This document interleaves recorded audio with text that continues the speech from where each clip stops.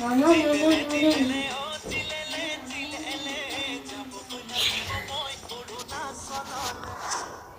চুৰ কৰিছিল নেকি কণ্ঠশিল্পী সীমান্ত শেখৰে? জনপ্ৰিয় গীত জিলেলে জিলেলে আচলতে কাৰ সৃষ্টি?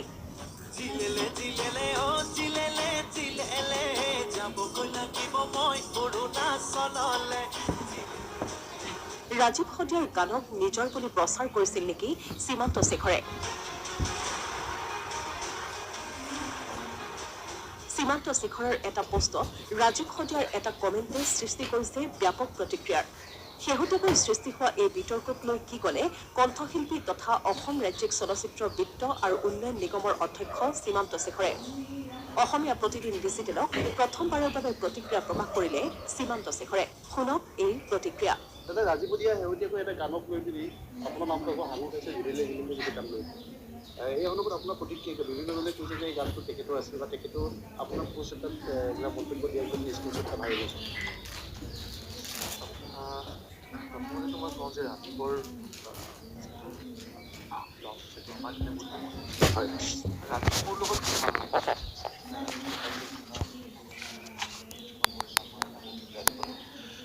সেই বস্তুটো আমি ফিল কৰোঁ। কিন্তু তাতে এটা সদায় কনফিউজন লয় যে কিছুমান বিশেষভাৱে কিছুমান কনফিউজন হৈছে যিটো বস্তু হয়তো আমি ক্লিয়াৰ কৰাটো ভাল বুলি মই ভাবিছোঁ। আচলতে যেতিয়া গান এটা বনোৱা হয় সেই গানটো এজন কম্প'জাৰে বনায় আৰু এজন প্ৰডিউচাৰ থাকে গানৰ। এতিয়া ৰাজীৱৰ যিটো গান আছিলে সেই গানটোৰ প্ৰডিউচাৰজন আছিলে তিনিচুকীয়া। সেই গানটোৰ প্ৰথম শব্দকেইটা একেই আছিল, জিলেলে জিলেলে আছিলে। যাবগৈ লাগিব মই নগা পাহাৰলৈ বুলি আছিলে। তাৰপিছত এইটো আজি 15 বছৰ কিমান আজি 12 বছৰ মান হৈ গ'ল জিলেলে গানটো। সেই গানটো ৰাজীৱে গাইছিলে গানটো ৰাজীৱে। প্ৰডিউচাৰজন আছিলে তিনিচুকীয়া আৰু কম্প'জটো হৈছে সেই গানটো আচলতে এটা ফ'ক টিউন। বিহু গানটো কেতিয়াও মানে এটা ফ'ক টিউনৰ পৰাই লোৱা হয়। তাৰপিছত সেই ছেম প্ৰডিউচাৰজনে পিছত আমাক মানে যিজন মোৰ কম্প'জাৰ আছিলে কম্প'জাৰজনক গানটো দিয়াৰ পিছত তেখেতসকলে মোৰ ওচৰলৈ আহিলে গান গাবলৈ। এতিয়া যেতিয়া মই গানটো গালো গানটো গোৱাৰ পিছত অসমৰ ৰাইজে শুনিলে বা আদৰি ল'লে তাৰপিছত ৰাজীৱৰ লগত আমাৰ কথাও হৈছিলে সেইটো সময়ত। তো প্ৰডিউচাৰজনে মোৰ ডাইৰেক্ট কথা কোৱা নাই কাৰণ প্ৰডিউচাৰৰ মাজত প্ৰযোজকৰ মাজতে কথা হয় যিহেতু মই এজন গায়ক হিচাপে গানটো গাইছো। গতিকে সেই গানটো মই কৰা বা মই হেৰি কৰাৰ কোনো কথা নাথাকে। এনিৱে তেতিয়া ৰাজীৱৰ লগত কথা হ'ল। এতিয়া মই কৈছো যে ৰাজীৱৰ লগত কথা পাতি বস্তুখিনি আপোনালোকে চৰ্ট আউট কৰি লওক।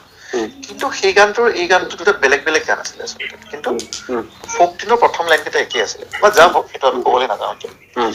দ্বিতীয়তে মই সেইকাৰণে সদায় গানটোত আমাৰ গান বুলিয়ে লিখো, মই কেতিয়াও মোৰ গান বুলি নিলিখো।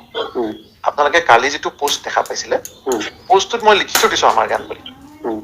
মই কেতিয়াও কোৱা নাই যে এইটো মোৰ গান। যদি আপোনালোকে পোষ্টটোত ভালকে চাই আৰু সেই বস্তুটো ৰাজীৱো লিখে সেইটো বস্তু পিছত যেতিয়া ৰাজীৱে লিখিলে তেতিয়া মই ক'লো ৰাজীৱক মই আমাৰ গান বুলি লিখি থৈ দিছো। বা যিয়ে নহওক সেই বস্তুটোত আমি সেইটো আমি ক'ব লাগিব। আৰু তেনেকুৱা একো কন্ট্ৰভাৰ্চি নাই। চাওক কিছুমানে হয়তো কন্ট্ৰভাৰ্চি ওলাব বিচাৰিছে নিজে হয়তো যে এইটো সীমান্তই লগৈছে কেনেকে কৰিছে বা কিবা এটা ক'ব পাৰে। বাট মই নিজে উল্লেখ কৰি থৈ দিছো তাতে আমাৰ গান বুলি।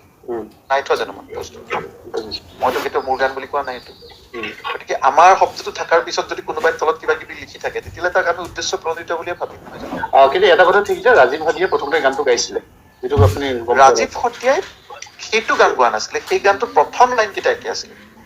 দুটা লাইন আমি তেতিয়া কি হয় আমি ফাৰ্ষ্ট জিলেলে জিলেলে যাবগৈ লাগিব মই নগা পাহাৰলৈ বুলি গোৱা আছে গানটো। আৰু প্ৰডিউচাৰজনে দুটা গান বনাইছিলে, এটা মোক গোৱাইছিলে এটা ৰাজীৱক গোৱাইছিলে। বুজি পালে? এতিয়া প্ৰযোজকজনে যেতিয়া কৰে কাম তেতিয়া প্ৰযোজকৰ ওপৰত সম্পূৰ্ণ হেৰি থাকে তেখেত ৰাইটছ থাকে। প্ৰযোজকজন কোন আছিল আপোনাৰ জানিব পাৰিম নেকি?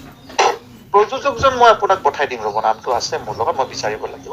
তেওঁৱে কৰিছিলে। তেওঁ আমাক পিছত মানে এলবাৰ্ট সঞ্জয় বুলি দুজন ব্যক্তি গোটেই গানটো বনাইছিলে। তাহাঁতক এই গানটো বনাব কাৰণে তেওঁ আছিলে ঠিক আছে আপোনালোকে বনাব পাৰে সেই গানটো। সেইটোৱে আছিলে তাতে একো কন্ট্ৰভাৰ্চি কৰিব লগা একো নাই। আৰু গোটেই বিষয়টো লৈ ৰাজীৱ সদিয়াৰ লগত আপোনাৰ তেতিয়া কথা বতৰা হৈছিল নহয় জানো? এই গোটেই বিষয়টো ৰাজীৱৰ লগত প্ৰায় কথা হয়। মই চাওক ৰাজীৱ এনেকুৱা আৰু কেইদিনমান আগতে আমি অসমৰ আমাৰ হেৰিটো কৰিব গৈছিলো, আমাৰ এটা গানো কৰিছিলো। তেতিয়াও ৰাজীৱক মই মাতিছিলো। ৰাজীৱে মোক ক'লে সীমান্ত মোৰ একদম এইকেইদিন শ্ব'জ আছে মোৰ সময় নাই। গতিকে ৰাজীৱৰ লগত মোৰ সম্পৰ্কটো যথেষ্ট ভালেই আছিলে আৰু আমি প্ৰায় মাহত কথা পাতিছিলো ৰাজীৱৰ লগত। কিন্তু ইণ্টাৰেষ্টিং কথা যে কিছুমান বস্তু হয়তো এতিয়া ক'বলৈ হয়তো বেলেগ লাগে। মই ভাবো যে ৰাজীৱৰ যিটো লছ, সেই লছটোত এজন শিল্পীৰ লছ হিচাপে ৰাখিব লাগে। তাক মিছামিচি অহেতুক আমি কণ্ট্ৰভাৰ্চি কৰি বা তাক ৰাজনৈতিকভাৱে কিছুমান উদ্দেশ্য প্ৰণোদিতভাৱে নিজৰ বেনিফিটৰ কাৰণে কাম কৰাটো আমি একেবাৰে নিবিচাৰো। আমি বিচাৰো ৰাজীৱ এজন সঁচা শিল্পী হৈ লওক, তেওঁক সেই সন্মানখিনি আমি মনৰ পৰা দিওঁ প্ৰতিজনে। আৰু ৰাজীৱে বহুত বস্তু এনেকুৱা কৈছে যি বস্তুবিলাকে আমাক সকলোকে এক কৰি ৰখাৰ কাৰণে কিছুমান গান কৰিছে ইতিমধ্যে। ৰাজীৱে কেতিয়াও কোনো ধৰণৰ কাৰো বিৰোধী মন্তব্য আজিলৈকে কৰা নাছিল। তেনে ক্ষেত্ৰত ৰাজীৱৰ লগত বেলেগ কোনোবা শিল্পীয়ে হওক বা বেলেগ কোনোবা এজন শিল্পীয়ে হওক, তেখেতক সাঙুৰি ৰাজীৱৰ লগত এতিয়া ৰাজীৱ যোৱাৰ পিছত আমি যদি তেখেতক অনাহক কণ্ট্ৰভাৰ্চি কৰি সেই বস্তুবিলাক কৰি আমি যদি কৰো, সেই বস্তুটো আচলতে উচিত নহয়। এইখিনি সময়ত পৰিয়ালটোক আমি আমাৰ সমবেদনা দিয়াৰ লগতে এক্টিভলি আমি কিছুমান কৰিব লাগে, কাম কৰি য'ত চৰকাৰে যথেষ্টখিনি কৰিছে। কিন্তু সেই ক্ষেত্ৰত এটা বস্তু দেখা পাইছো যে এইখিনি সময়ত অনাহক কিছুমান কণ্ট্ৰভাৰ্চি ক্ৰিয়েট কৰি তেখেতৰ পৰিয়ালটোক কোনো ফালৰ পৰা আঘাত দিছে নেকি, সেইটো আমি চিন্তা কৰিব লাগিব।